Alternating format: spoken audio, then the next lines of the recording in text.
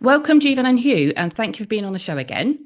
With this being our Christmas special, and the fact that we spoke to you already earlier in the year as part of our Meet the Team podcast, I feel we know you a little better, but I feel there's a lot more to know. So, with that in mind, if you can both tell us a little bit more about yourself that you haven't divulged already, and the more fun, the better. It is Christmas. So, Huw, do you want to go first? No.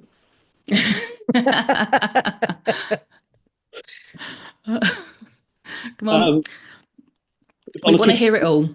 on a Christmas theme, is it? It can be anything. I can't think. I can't think of anything While, at while all. you're thinking, Go on, shall I shall I jump in? Buy you a couple of minutes. How's that? Yeah.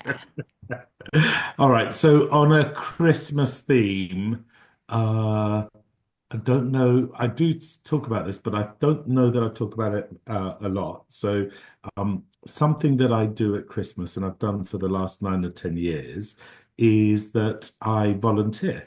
Volunteer at a homeless charity called Crisis for Christmas. And so for about the last 9 or 10 years, I have gone to a shelter in Bermondsey and kind of do several shifts every year. So it all got a bit strange over Christmas, over COVID, sorry, and we weren't able to function in the same way. But I'm looking forward. I booked my shifts for this year, so I'm looking forward to do it.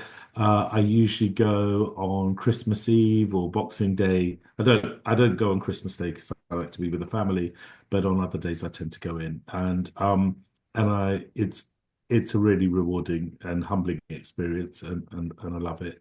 And well, I wish we didn't have to do it, but we do, and so it's really rewarding. And what's amazing is that actually there are a whole bunch of people from our community. So I have a couple of regular friends who are radiographers who turn up as well, an X-ray and an MR radiographer. So I meet with them every year, and so it's good to catch up on work and also and to do something a little bit outside of what we normally do. Oh, how lovely. What got you into it? Was there like that particular charity? I've always wanted to do it. So I remember being quite young when crisis started. It used to be in a warehouse in Docklands when they first started, and I remember thinking at the time, "Oh, I'd love to do that. I'd love to be part of that," and just feel like you give back something at Christmas time. And then every year I used to apply, and I was always too late. It's a bit like Wimbledon Oh. tickets. And so I'd never get there in time. And then, a few years ago, I just got lucky and I happened to think about it. And it was exactly at the time when they were asking for volunteers. So I managed to secure my slot. And I think ever since then, once you've started doing it, you know what the timings are. And so you make sure you're available and ready and willing to do it at the time. But it's important to make sure you know that you're going to do it and you've got enough time to give up for it. So yeah, no, it's a rewarding thing. It's actually more fun than it sounds. The guests are lovely, and so we do have, especially when they're doing karaoke, it's a great laugh, and we have a lovely time. Oh, what a lovely thing to do. And good for you. So, Huw, tell us a Right. little more. Yeah. So as you remember from the previous podcast when I confessed some of my history, I'm also pretty musical and played a band, but I started playing the church organ and started playing when I was about 14, 15, and I was a deputy organist for a while. And Christmas time, I was dropped in the deep end for 9 lessons and carols when the organist didn't turn up, and I wasn't really quite prepared and not very nervous about it all. So they started the 9 lessons and carols singing Once in Royal David City, but because I was so nervous, it wasn't of a nice, slow, quiet one. Carol, it was fairly quick. So the choir pretty much galloped into the church, out of puff, a chorister panting and singing a solo as they went in. It was probably over and done with in about a minute and 30 in total. And everybody was killing themselves laughing and started the 9 lessons and carols with a good giggle. And then somebody had to come and tell me, next carol, can you just play it a little bit slower, please? Well, Wow, at least you managed to actually play it though. That was good. Thank you. Right, so now Sally, we can't miss you out. Obviously, we had our podcast, well, the first podcast for AXREM Insights. So please divulge something that you haven't shared with us already. Um, I probably have divulged this on LinkedIn, but I am Mrs. Christmas Madness, as Mel knows quite well. So I'm sitting here now in my office with my RNLI tree over my shoulder. So I always have my RNLI tree here in memory of my dad. But yeah, I go absolutely mad. I've got 7 trees up. I've got several thousand lights up outside my house. And it takes me over a week to put all of my Christmas decorations and lights up. And I was actually just saying to someone the other day, I think I go a bit mad because it kind of is also quite a difficult time of year, missing loved ones that are no longer with us. So I think I kind of use this time of year to go OTT to kind of probably shelter, some of the pain as well. But my kids think I'm absolutely mad, and I say they're kids, but they're 19 and 21 I was now, just about to say they're and not the kids anymore, Sally. yeah, yeah, and they still have to have stockings, and I still do all the traditional things, and yeah, they're just like they think mum's a bit sad, but I definitely spread Christmas cheer this time of year, and I'm a real giver, so I just love watching them open their presents, and I go totally overboard, but I wouldn't have it any other way. Lovely, thank you. So, as I've said already, this is our Christmas special, and today we'll run a little bit differently to our normal podcasts. So, with that in mind, we're going to look back at 2024. So, to do it a little bit different, I'm going to run some unofficial AXREM 2024 awards. So, I've kind of put together some award categories, and then I'm going to pass over to you guys to give me obviously your thoughts. So, award number one.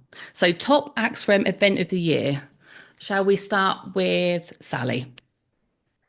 I think there can only be one event that was the top event of the year, and it has to be our Strategic Priorities Parliamentary Reception. It was by far the biggest and most prestigious event that I think we've held as AXREM, and I'm super proud that we carried the event off in the way that we did, and the attendance that we got with just under 200 people in attendance, including members, external stakeholders, and some parliamentarians. And it was really good to get the support of Baroness Meron, Parliamentary Under Secretary of State for Health, and Tim Farron, the MP.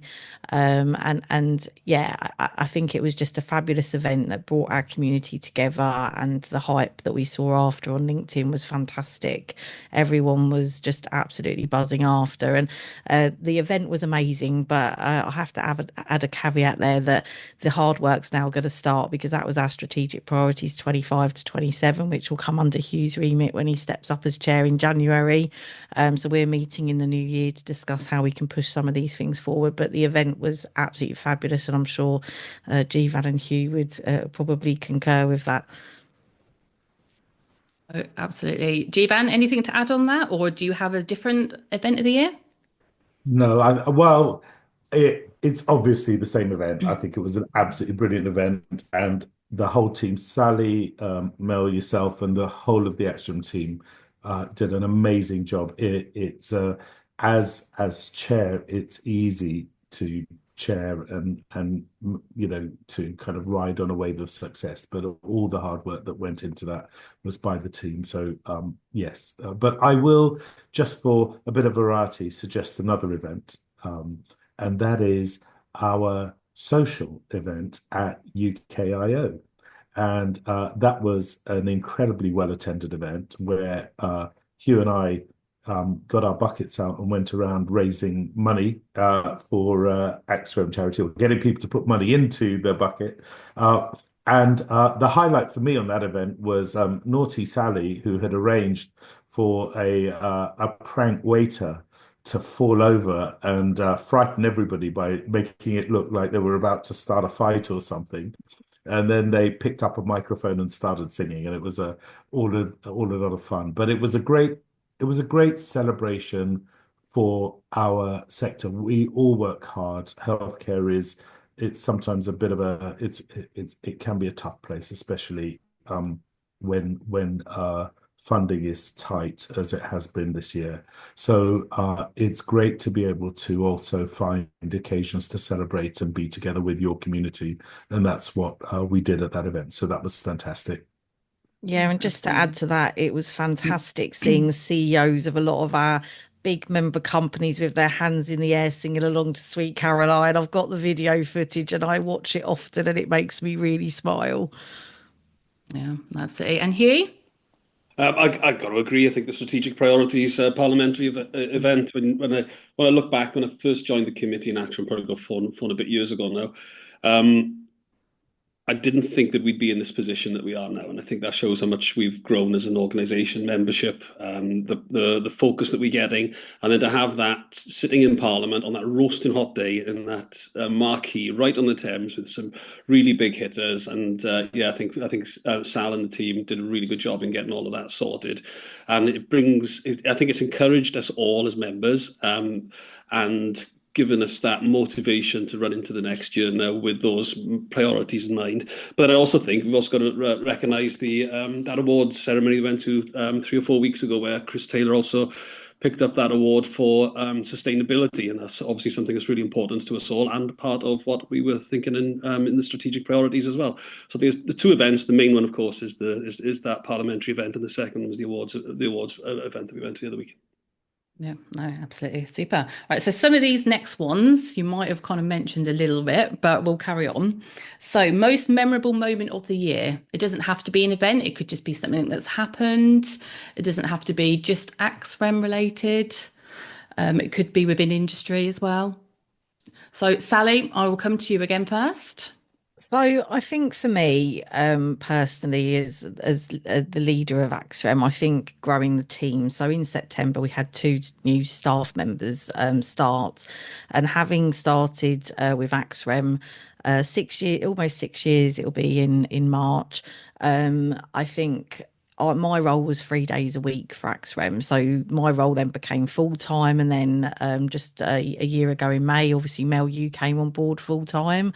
And we were both working extremely hard, far too many hours to mention. So I think in September, it literally has changed our lives as a team.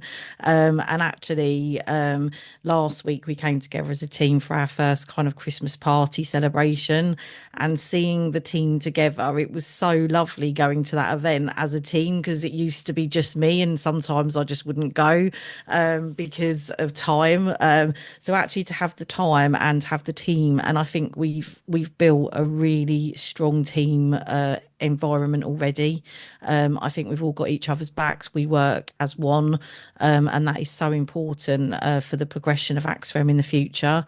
And we knew that obviously, doubling the size of the team could bring its, complexities as well. But actually, Donna and Naomi have literally slotted in, and it feels like they've been with us forever. So I think that's a really good sign of what's to come. So yeah, definitely the highlight for me, and it is having that team growing. And I'm hoping that in 2025 I do get a better work-life balance, because definitely growing the team should help with that. Yeah, absolutely. Like you say, we couldn't have carpool karaoke with just 2 of us, really, could we? We needed a full No. carload. Yeah, as I was saying before we came on video, I was very happy to land on my driveway when we got back after 2.5 hours of listening to the AXREM team singing. And wasn't it beautiful, Sally? Yeah, well, I do have Or video questionable. evidence, which I should not share on LinkedIn, but maybe I might have to share one in when this goes out. Quality. Jeevan. Highlight of the year. Oh, there are so many. There've been a load. There've been a whole load of highlights. But I think one that's been a kind of ongoing highlight for me has been AXREM's interaction with some of our key stakeholders. And there are a couple that are kind of connected that I think we do really well with, who are NHS England and the network of trade associations that work in partnership with NHS England. And I think I'm really proud of the role that AXREM plays in that relationship, and how I think our voice, we are consulted on many things now. And it's so nice to be in a position where we can represent our members and our voice gets heard, and we're able to hopefully have some kind of steer on future policy. And that's something that I know Sally has been very active in, with support from myself and Hugh and the rest of the team. So I think my highlight of the year is just kind of the regular kind of drip feed or cadence of meetings that have happened with NHS England and all of our kind of trade association partners. Yeah, and haven't there been a lot? There have, as you well know, because you're involved in setting a lot of them up. Yeah, no, that's brilliant. And Hugh? I think highlight of the year would be the parliamentary, but for fear of doing that to death on this podcast, I'm gonna drop back to another one, and that was probably the Sustainability Manifesto launch, which I thought was really good, and a good venue for it, and a good little wander around, and that was very strongly linked into the sustainability. But maybe on a lighter note, that same event was when Chris Taylor, Sal, and myself ended up in a pub quiz because we drove down the night before. Accidentally joined this pub quiz, all super excited and confident, and then came fourth out of five, I think it was. But you've done well then. We did come up the ranks. We were last, and I have to say it did make me realise that my general knowledge is not as strong as I might have first thought. So yeah, that was definitely a highlight, but also one of the biggest challenges. Well, at least you didn't come last. That's what I always tell myself. As long as you don't come last, it's fine. Brilliant. Right, so now on to the next one. So funniest moment of the year. Are you coming to me first, Mel, again? Yes, Sally, with you first. I think for me, it definitely would have to be the singing waiter at the happy hour event, because I've watched back that video a few times as I've been editing it for different things. And there was one particular member, Mike from ADOC, and he'll kill me for mentioning him on this, but if anyone watches it back, his face was just, his mouth was open and he genuinely thought that there was going to be a fight or something. And then you saw another couple of chaps sort of putting their arm out, holding the waiters back from one another, and it literally makes me laugh out loud every time I watch it. So I think that's probably got to be one of the funniest moments this year for me. Yeah, no, I agree completely. Watching that video back, and actually we might need to repost that video. Yeah, I think it was funny. Yeah. And Jeevan, have you got anything to add? Any different ones? On this one, I think Sally has stolen my thunder as well, because I think that was hilarious. Honestly, I was ready to leap into action and break things up, and only to realise that it was all a huge prank. So no, it was hilarious, and I think it was really important for us to find time to laugh whilst we do the serious stuff. So it was a brilliant tonic to quite a busy and an active UKO. So yeah, real good laugh, real good fun. Super. And Hugh?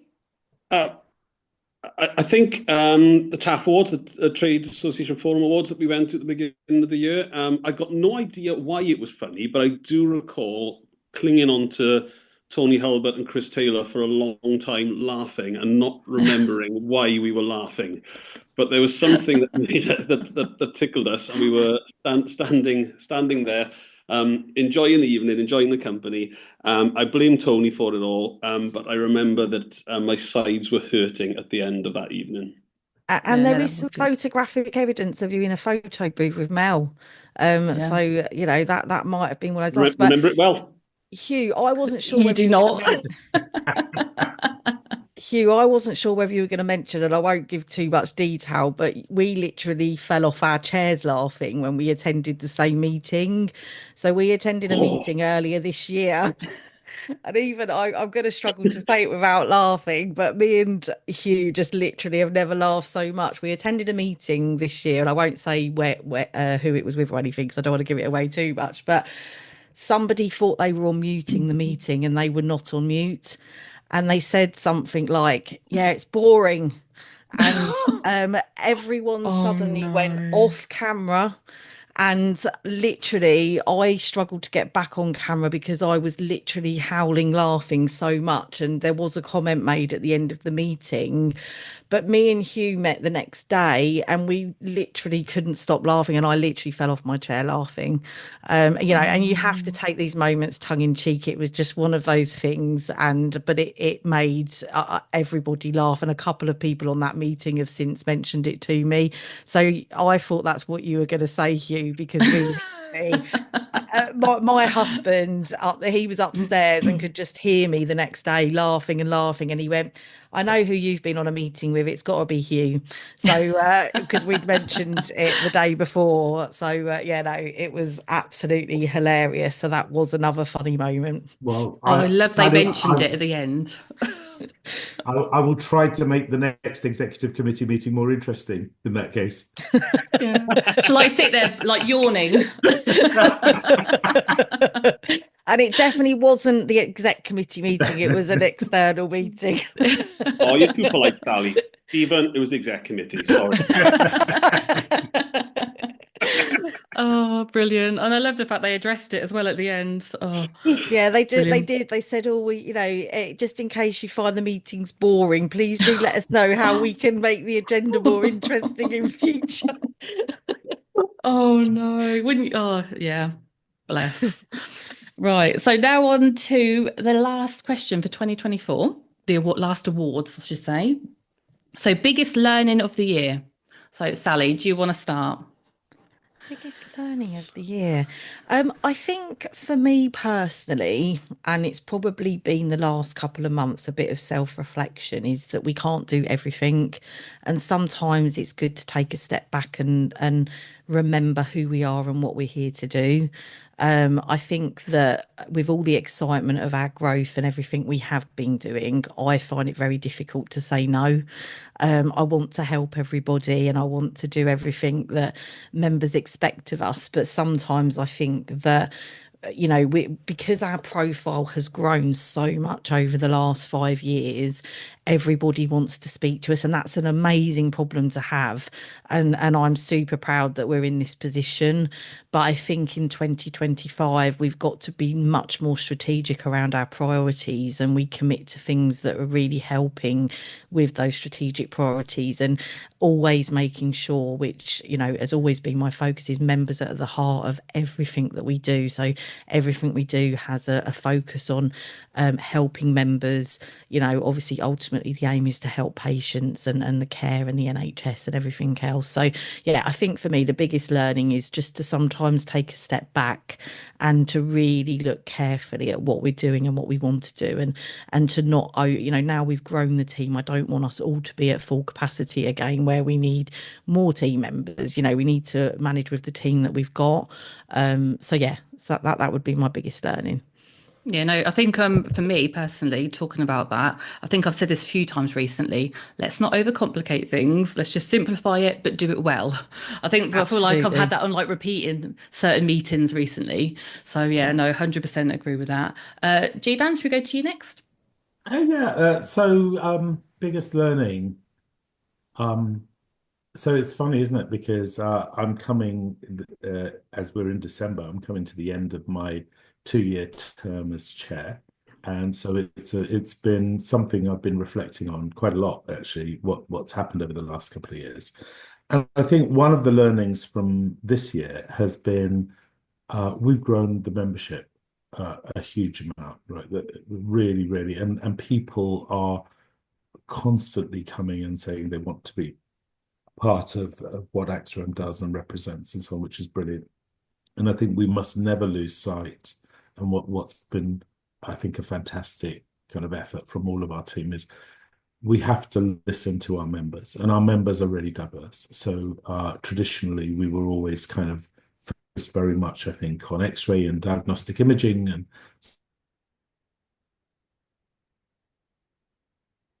so on. And now we have members who are a sound team and a radiotherapy group, and and actually people who are kind of into AI and IT and that whole digital space. So and some of our companies are huge kind of global blue chips, and some are really small, British companies. and we have to look after the interests of all of our members. And that means sometimes when we're going and looking at policy and what we want to do in the future, we have to kind of be mindful of making sure we represent the broadest possible spectrum of interests of our members. And I think that's been a really good learning for all of us. Yeah, absolutely. And I just want to say what a fantastic job you've done as chair. And Huw, you've got a lot to Hear, live hear. up to. Despite No my pressure. chairing, thank you. No, thank you, Jeevan. Now, Huw? Very similar to Jeevan, actually. I think, look at the biggest learning. I've been vice chair for 2024, and coming from a background where I've only really worked for Fujifilm in the industry. I've never worked for any other organisation. And then come January, I'll be in the chair seat, and I need to represent a much broader industry and representative body of AXREM. And in that, so this past year, I've been trying to use AXREM itself to understand, and the meetings we go to understand the other companies that I don't really have that much experience of, like radiotherapy groups, as Jeevan said, and AI and all the other different divisions that we have. So I've been trying to use AXREM to broaden my own knowledge in order to sit in January and represent properly and in a fair way as well. I want to make sure that everything's fair and represented properly going for the next few years. Yeah, there's a lot to learn, isn't there? Yeah, and I know I haven't picked it all up as well, so I'll also need to keep that learning going. Yeah, absolutely. Mel, before we finish on 2024, can I just give a few facts and figures that I've actually just got ready for our exec committee meeting? So I'm hoping this goes out after, It will, yeah. because it won't ruin it for the exec. But I've just been putting some facts and figures together over the weekend. And in terms of member engagement in 2024, we actually hosted 32 special focus group meetings. We hosted 34 working group meetings. We provided 10 free webinars for our members, and we engaged in 14 other member meetings. I visited 21 of our members around the country. In terms of external engagement, we've actually attended 212 external meetings with organisations like NHSE, Supply Chain, Department of Health, NICE, MHRA, etc., etc. And then kind of business development for the organisation, we've actually had 45 potential member meetings, and we've actually got 25 new members in the last 12 months.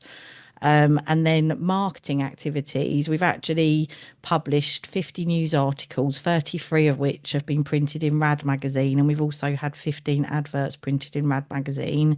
We've published 20 podcasts this year, and we've published 9 different papers and position statements. And then in terms of our social media reach, which I was absolutely gobsmacked at, on LinkedIn, we've actually had over 366,000 impressions.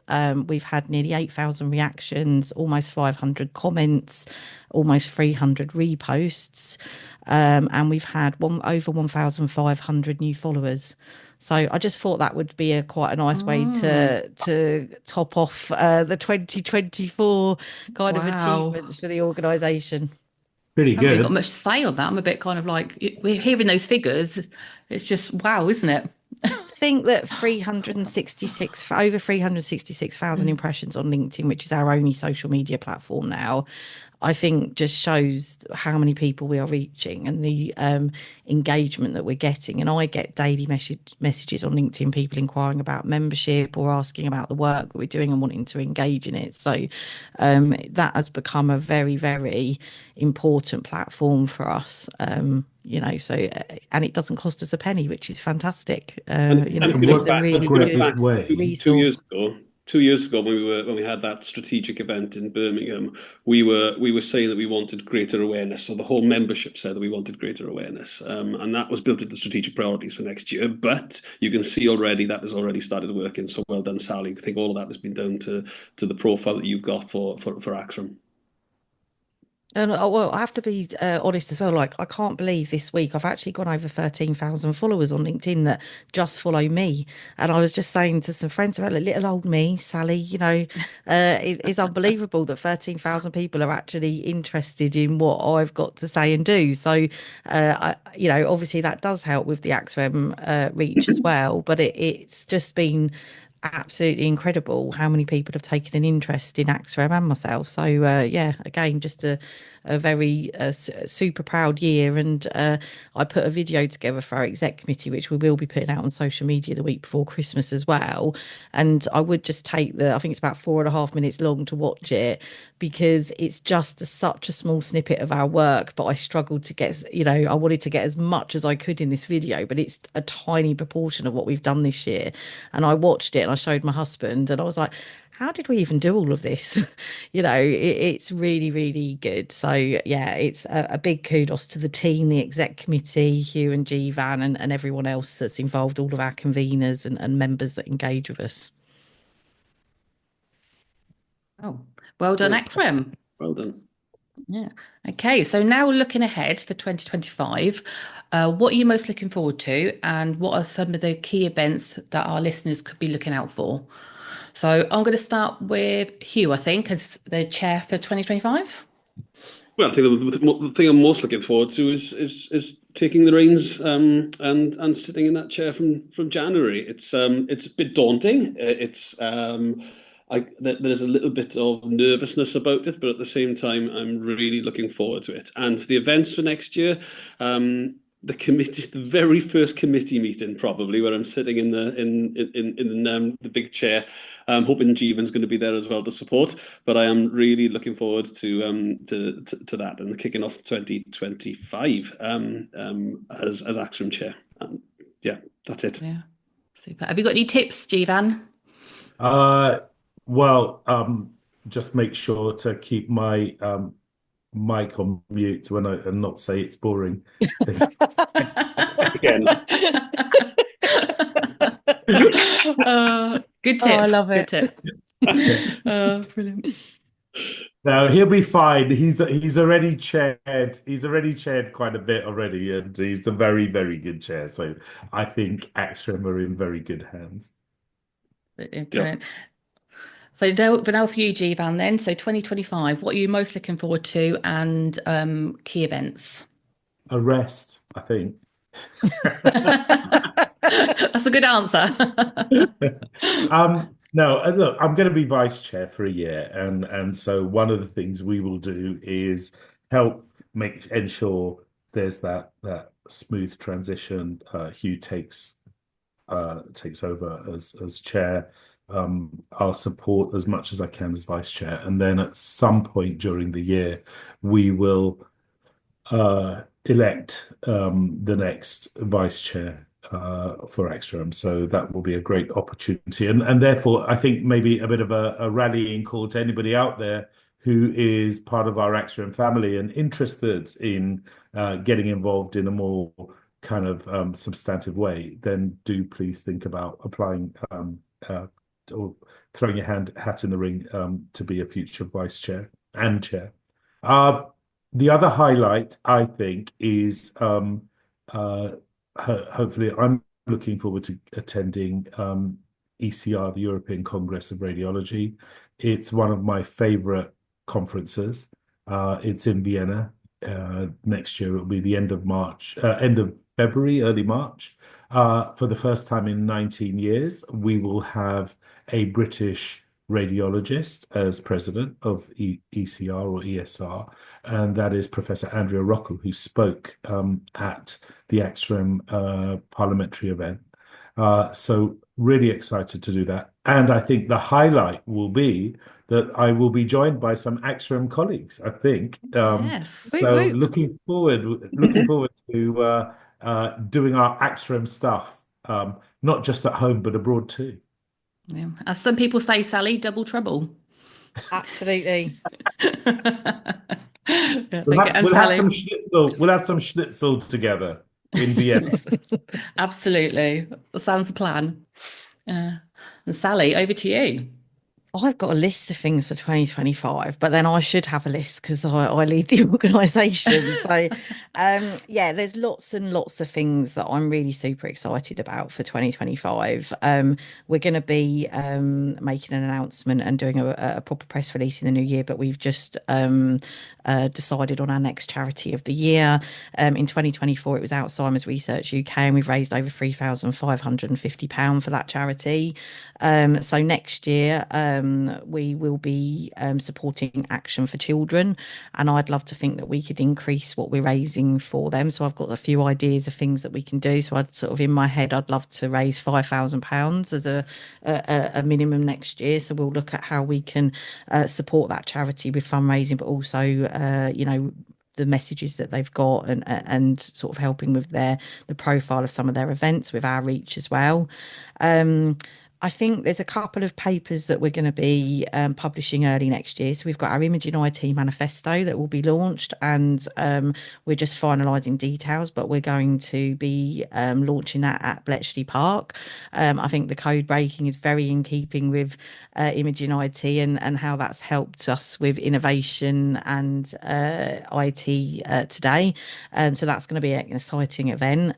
We're also launching our AI manifesto at the RCR AI conference, their new conference, which is going to be at the QE2 in February, beginning of Feb. So I'm excited to launch that. In March, we are going to be holding an invite-only event for International Women's Day, and we've got some really good headline speakers lined up for that. And that'll be a real celebration of all the women in our industry and kind of raising the profile of women in our industry, because we want to see more diversity, not just women, but more diversity within our industry. And then I'm going to continue my tour of the country. So I've done 21 member visits this year. We've got 71 member companies. So I've still got lots of members to visit. So I'm hoping to, continue that tour. So I'll be arranging visits early next year. And then there's a couple of events. So we've got a very strong partnership with Convencies, and next year we're going to be hosting 3 joint radiology conferences in London, Birmingham, and Manchester. Hugh's actually going to be chairing the first one in Manchester, and I'm going to be on a panel discussion there. So I'm really excited about that and hoping members get behind it. We're going to be exhibiting there. So AXREM will have stands at all 3 events, and we'll have quite a big presence, and hopefully get some of our members involved in some of the panel sessions, etc. And then ECR is a big highlight for us again, Jeevan, because me and Mel have never been to ECR, so that'll be AXREM's first time there. So we'll be Team AXREM representing our industry. So we're looking forward to meeting lots of new people and old friends and faces as well. So if anyone is going to ECR and would like to have a meeting with AXREM, please do reach out to us, because we'd very much welcome that. UKIO is always a big highlight of my year. I love going to Liverpool. I know not everyone's a fan of going to the same place every year, but personally, I absolutely love going up to Liverpool once a year. We're going to be running our happy hour event again on the Tuesday evening, and we're already working on what we can do to make it different and exciting, to kind of build upon last year's event. So I've got lots of great ideas for that. And then I'm hoping to next year also attend RSNA. So I saw everybody's LinkedIn messages and comments and posts about RSNA, and I think it's about time that we did take AXREM more global. So a different conversation, but I'm hoping Huw and or Jeevan will be there next year, and that we can fly the AXREM flag and have some activities out there. So yeah, I say that I'm going to take a step back and not be so busy, but then I was as just I'm about to reading say, that, it I'm sounds like, like a quiet oh my year. gosh, it's going to be really busy. But no, that's kind of some of the sort of things we've got planned in the first sort of half of next year. Should be a good year. Lots on. Okay, so now a little change in tone. So Jeevan and Huw, Sally doesn't know about this, by the way. So this is something a little fun. Okay, Oh gosh. so I'm openly inviting you both to ask Sally any question at all. Okay, I don't mind. I've got one to start with. Look at Sally's face now. Okay, so Sally, from me, If you could have any wish for yourself, not for anybody else, just for you, because we know what you like, okay, what would it be and why? Oh, there's only one thing that ever comes to mind if anyone ever asks me. I'm going to get all sombered out, but it would be to spend even just a minute with my dad. That would be my only wish I'd ever want to do. I miss him so much, especially this time of year. Hence why I've got my RNLI tree behind me, because we support the RNLI, and I've raised just over £16,000 since he died. But yeah, I wish I could just have some time with my dad, because he was always the Oh, he was always the one that gave me the best advice. He was always the one that was very calm. I had lots of surgery when I was a child. I always took my dad with me. He was always that reassuring face as soon as I woke up from surgery. He was there, and just I felt immediately reassured. We didn't have to ever say anything to each other. He just hold my hand, and I knew everything was gonna be okay. So, yeah, I think that would be my one wish. And he would be very proud of everything you're doing. I know Do you that. know, do you know what? I so wish that he was here now to see, like, when my dad died, I was a single parent. I was homeless for a short amount of time. Life wasn't very easy. And for me to, over the last 14 years, to have built the life that I've now got, I know how proud he would be. And I just hope he's there looking down on me. He will be, and he would be super proud, you know that. He was a lovely man, so that's a good wish. I like that Yeah, one. thank you. Huw, come on then, give Sally a question. Let's maybe have a Take it little up bit a more tone. It depends how cruel you want me to be. So it's one question with two flavors, and you can choose which one you want to answer. The So most we're doing fun. Christmas and mistletoe, and you have to kiss someone under the mistletoe. But is it going? You can either choose that you can either kiss an AXREM member, Oh God. or It's getting a bit saucy. if you're not going to go down that route, just a celebrity. I think I'll go down the celebrity route. As a CEO, I cannot show favoritism, and I am also married very happily, Hugh. But if I it's a knew. celebrity, it's I fine. was really hoping you were going to say celebrity. If I could kiss a celebrity, oh She's got a God, list. no, I don't know. Yeah, I don't think about kissing other men. Um, Oh, I don't know. I've always said, taking it away from the kissing thing, that if ever I could sit and have dinner with someone, and I think I mentioned this in one of the first podcasts, I'd love to have dinner with Alan Sugar, We'll go because Alan I Sugar. She wants to kiss Alan Sugar under the mistletoe. um because I did try out for The Apprentice and got quite a long way in the audition process many, many years ago before I had children. And I always just respect him as a businessman, and I think he could probably give me lots of advice on kind of HR, business, and that sort of thing. So I've changed the question up, but I suppose if I had to have a little cheeky kiss with someone, maybe Peter Andre, It He's doesn't on have my to be list. on the I was lips. going It to could say be on the Peter on cheek. right. He's at the top of my list. Theo, and I have you. I have actually met Peter Andre, though. I was a bit disappointed when I met him in person, so I wish I'd only ever seen him through the TV, but such is Well, life. you're not going to be his mysterious girl then, Sally, it sounds like. Definitely not.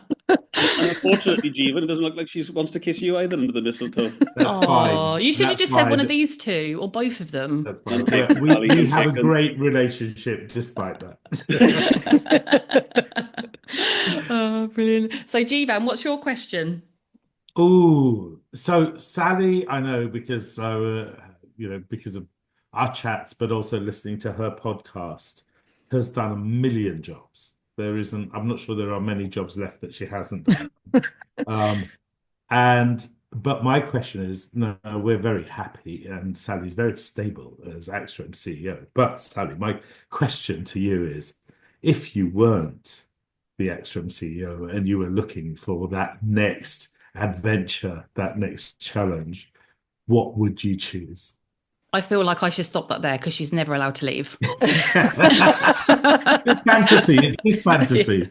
Yeah, in tandem. Um, Okay, that's fine. There's probably two. So I'm always going to do a job where I feel like I'm helping people because I feel like that's kind of my sort of path in life, if you like. So I would either love to head up a charity, because I think that I've done lots of charity fundraising over the year and raised tens of thousands of pounds, and it's something that I'm very passionate about. And I love the fact that we've brought that into AXREM. So one of my passions is part of my work, which is fantastic. So either heading up a charity or I get so frustrated with my interactions sometimes with well, not my interactions, I suppose, but what you see on the TV and reading the news about politics. I'd love to be an MP because I would be in it for so the right reasons, and I would be wanting to do what's right by my constituents if I was in that position. And so I think that I would be probably quite good at representing the views of my local community, and I live in a lovely community and think it would be a real honour, and it sometimes can be quite frustrating, and I just would love to see politics really cleaned up and for people to be doing the right thing at the right time, and for us not to be seeing all these headlines about different, we all know what the headlines are. So yeah, so I think it'd be one of those two things, but probably the nicest would be the charity sector. So I would love to head up a charity, but I'm very happy at AXREM. Don't worry, Melanie. I am here. You're going to have to boot me out to get rid of me now. And we won't ask what colour hat you'd be wearing in politics. We'll leave that one. Yeah, don't ask. I probably wouldn't wear a colour hat, to be honest. I'd probably be an independent. Yeah, probably a safe bet, to be honest. Okay, so now to end, I won't be doing my usual quirky question. We've got a couple of Christmas themed questions. Okay, so what would be the best Christmas present, the best present you could receive? And this could be a hint for family members because it is going out on the 19th, so they've still got a few days. So, what would be your best present you could receive? So, who should we start? Jeevan, should we start with you? Well, I have family all over the world. So I have a brother in Dubai and a sister in Frankfurt and another sister in Bristol. So my best Christmas present would be, and in fact, we will be doing it this year, so it is good for us all to be together during Christmas. Because it Oh, doesn't happen very often, and Christmas is all about being together and family time and making it special. So yeah, that's the best thing in the world. absolutely. No, I agree with that. And Hugh? Very similar. So I think I got two young children. I got a 5-year-old and a 7-year-old, and best Christmas is just watching them enjoying Christmas. We put a Christmas tree up last night, and it was great to watch them put everything 2 foot up the Christmas tree, and then my wife have to come along later on and move it all back up to the higher areas. So Yeah. I tend to stay away quite a bit with work. I was in RSNA last week, and do miss seeing them sometimes. And I think the best Christmas present is to spend more time with those two because they're the reason that I do what I do. Absolutely. And I do not miss rearranging the Christmas tree. It I do it not miss that at all. it gets rearranged on a daily basis by the looks of it, especially when there's chocolates on there. They Yeah. disappear quite quickly when they're up to the height of a 7-year-old at a full arm stretch. Oh, bless. And Sally? I'm going to be greedy and say a couple of things actually, but I'm Mm. not so like so my kids get say to me, "You're so hard to buy for. What can we buy you?" And I genuinely don't need anything. So I actually said to my husband, I said the best thing that you could get me is some time of us for us together. Like you, I'm away from work a lot. My poor husband has to manage his diary around my diary, and he also does a job where he travels for work. And I seem to get priority these days. So I would just love us to have some time together. And I think that I might have got that a night at a hotel or something for Christmas, which would be fantastic. But like Jeevan, my sister lives in Australia. I would love for us to spend Christmas together. But I already know that she's coming back next Christmas, which I'm so excited about because I haven't seen her since August 2019 and the children, my niece and nephew AJ and Caroline. So that I'm already already excited about next Christmas and already buying things for next Christmas because I'm so excited. And then I'm going to be really greedy and say, if you could have a present that was non-realistic, I'd love for time just to slow down a little bit, because I feel like there's never enough hours in the day, home or work. So it would just be lovely. And I am actually hoping that I feel like that over Christmas, because I'm actually off for 3 weeks, because I've not been able to take all my holiday this year and time that I'm owed. So I am actually off for 3 weeks, and I'm hoping that time really just goes nice and slowly, and I get a really good rest, and then I come back, raring to go, pumped up, ready for 2025. So yeah. And Mel, we need to ask that same question back to you now, because you've not answered any of these questions. You've had to stay. Yeah, no, I like this. I like not answer the questions. It's brilliant. No, mine's probably the same as you guys, really. It's just the time, isn't it? Having the time to spend together, that quality time, not just like the passing and I don't know, in the kitchen, but sitting down, playing board games. I think that would probably be my thing, really, because, like I say, we do spend a lot of time together, but we don't perhaps get the board games out, and I don't know, it's just that, isn't it, having a few drinks and a bit of fun. So yeah, that'd probably be my thing, which I plan to do this Christmas. Yeah, we know you like a few drinks, Mel. I meant the board games. I've actually bought a couple of Christmas jigsaws as well. Maybe I'm getting old, but I'm looking forward to that as well. So yeah, that's my one. So next one then. So what is the worst present you've ever received? And you don't have to say who it's from. And I will start, because this was like an awful present, and I won't say who it's from or what time of year. But yeah, someone gave me a present and I opened it, and it was Peppa Pig bath toys. And this was a few years ago, so I was in my mid-30s. Who would ever think to buy somebody in their mid-30s Peppa Pig bath toys? I don't know what they're trying to say about me or whether they don't like me, but that's what I got. And sorry if you were listening, but that was an awful present. Oh, well, I can jump in straight away. I cannot hide my dissatisfaction at a present. That's why I'd rather not receive any. So my family all laugh at me, because they just, like, I always guess it before I open it. So I give it a little shaky feel, go, oh yeah, that's a handbag, or that's so and so. And they're like, oh, you've spoiled it if we've even opened it. And then if I don't like it, I just can't help but hide. Like, I can't hide it. I'm just like, oh, okay. Can I see your like surprise face? Pretend you're opening the present now. I can't. I just can't. I just look at it and go, oh my God, what have they got me that for? But the worst present I ever got was a birthday present, and my husband and kids, probably about 10 years ago, brought me an inflatable Zimmer frame. So yeah, they were excuse my language, but they did get 2 big fingers stuck up at them. What birthday was that for? Your 40th? Do you know, it was before that. It was about my 30th or something. Oh, that's I probably need it these days, to be fair, but back then I really didn't. Oh, brilliant. So Jeevan, what's the worst present you've ever had? Worst present I've ever had. I'm just thinking, I did have something in my head just a second ago. Yes. And it's because my wife loves me so much that she wants me to spend so much time with her. So one year she decided to give me a Gillian McKeith "You Are What You Eat" diet book.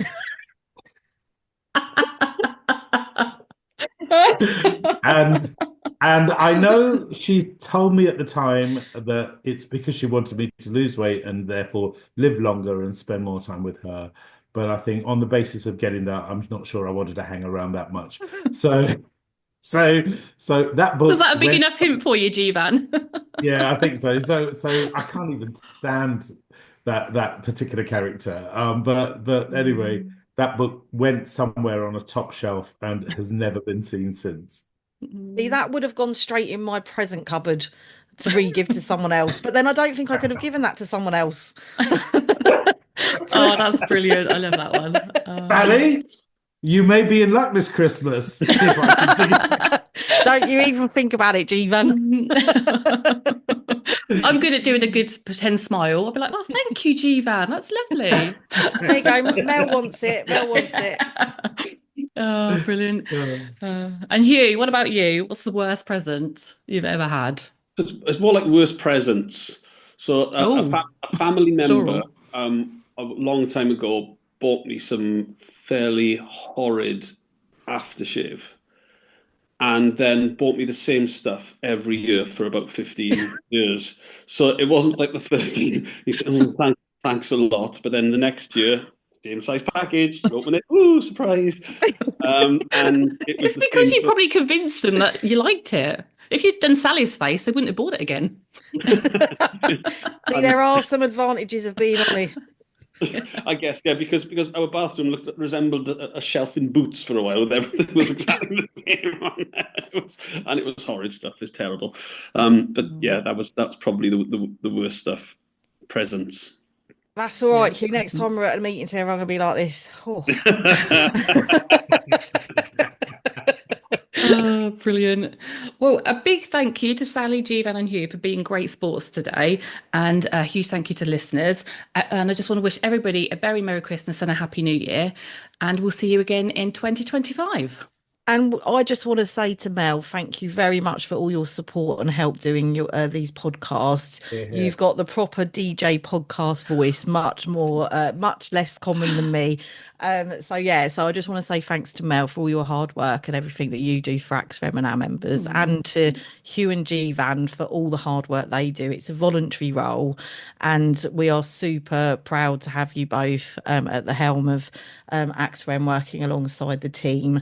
And we're really grateful for everything you do for us. Yeah, absolutely. Thank you, I'll just everybody. say thank you, Mel, thank you, Sally, and of course, I think thank you to everybody in the AXREM family. Hope you all have a wonderful Christmas and rest and recharge, and we'll see you in 2025.